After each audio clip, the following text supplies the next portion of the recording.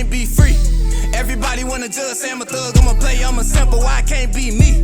When I walk up in the store, all the Karens get to staring at me. Put my heart in my music, it's still on my sleeve. Everybody been portrayed. So fam, what's the word? It's your boy Spiritual Trey, and that is now episode 80 of the Soul for Thoughts blog.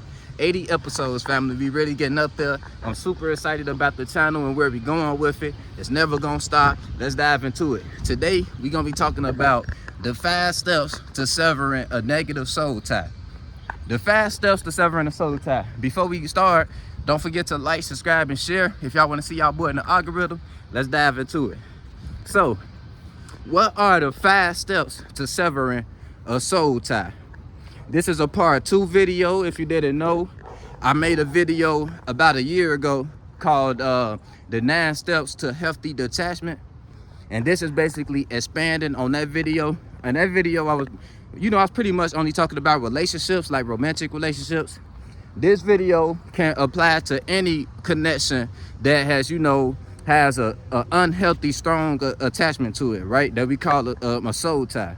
Whether it's a romantic partner or a friendship, a business relationship, it's usually not business. It's usually either friendship or, a relationship or toxic family or anything like that. So let's dive into it. What are the 5 steps to severing a soul tie? Step number 1. All right, now step 1 is the hardest step, family. Obviously it is, because step 1 is to block them out of your life and just deal with the emotions that come from it. Bear with me, please, because I know that if it was that easy, it would be pointless for me to make this video, right?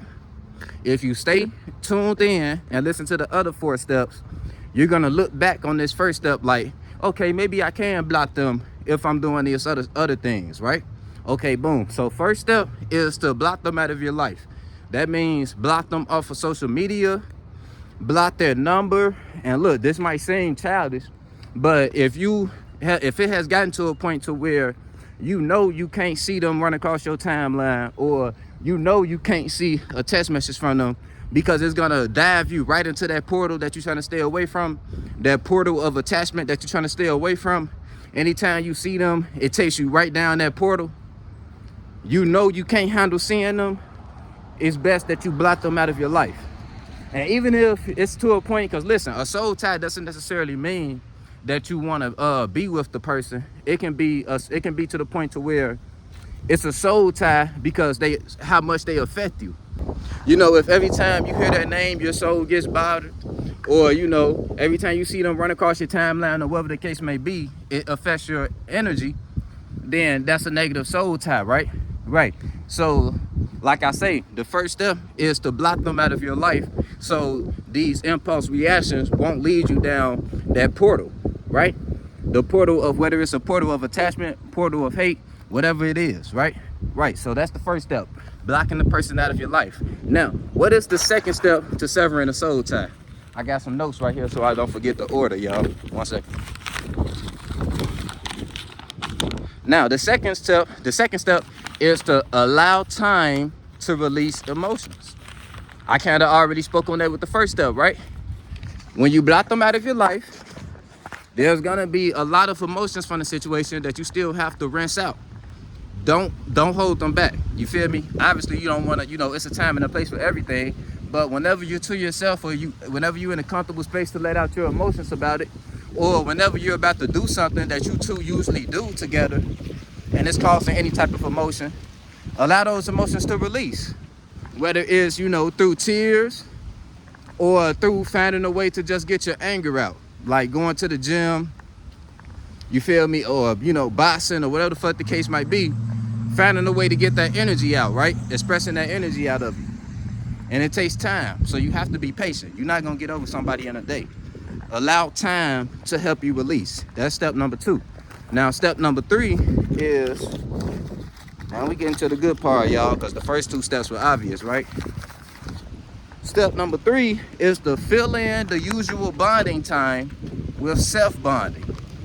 Meaning, whatever activities that brought you two together, whatever crafts that you two might have shared, or desires that you have connected on, whatever times of the day that you usually do these activities with them, or whatever days of the week you usually do these activities, or whatever the case may be, those times you want to fill in with self-bonding, whether it's a craft that you're working on or a hobby, anything that you like to do.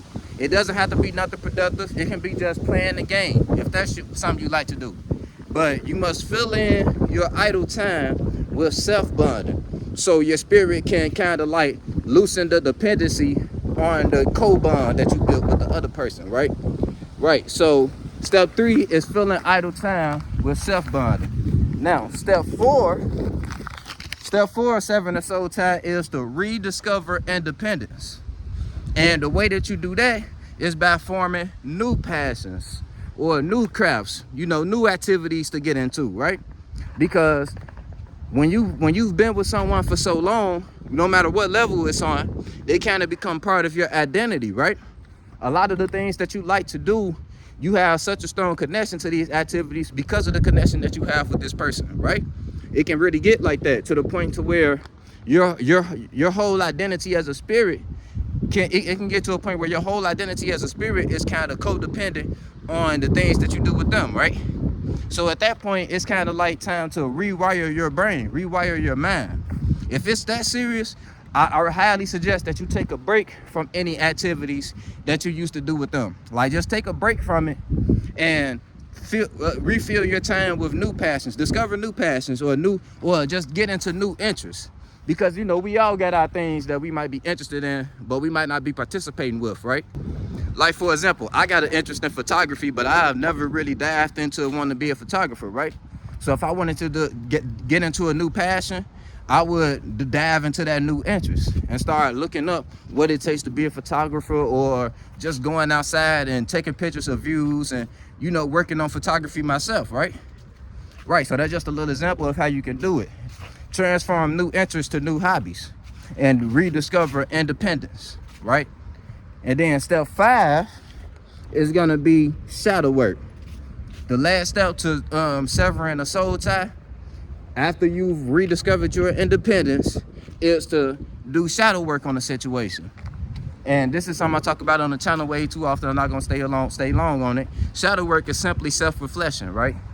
So you wanna self-reflect, find the self-accountability that you need to find within the situation, because we all played our part in manifesting the people or the situations that we attract. Find the sources of the energy that you have that might be attracting them type of people to your space. Find the lessons within the situation, and then move forward with your new growth. Find appreciation for that person, because if it wasn't for them, you wouldn't have discovered the new things about yourself that you have discovered about yourself, right? The interaction with them is what led you to the new interests, new passions, new hobbies that might end up changing your life, right? Or the lessons from being with them might give you the knowledge that you need to push forward with your life better than you were before you met them, right?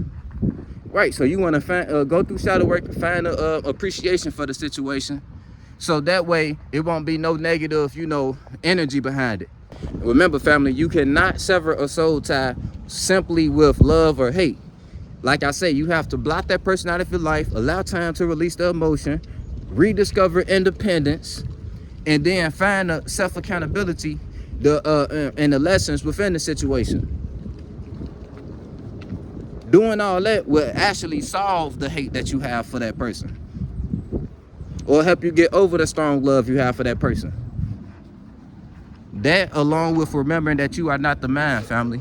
You are the spirit that's forming and creating your mind. And every single emotion that you conjure up within your mind is nothing but a portal. And if you allow that emotion to control you, that portal will take you into what we call a cycle. And that cycle, if it's a negative cycle or a stagnant cycle, it will hinder you from the growth that you should be seeking as a spirit inside of a mind, inside of the human body. I hope all of that makes sense. It's your boy Spiritual Trey signing out. Once again, you are not the mind, family. You are the spirit that's forming and creating your mind. So take your time, form and create your mind. It's your boy Spiritual Trey signing out. Love you, family.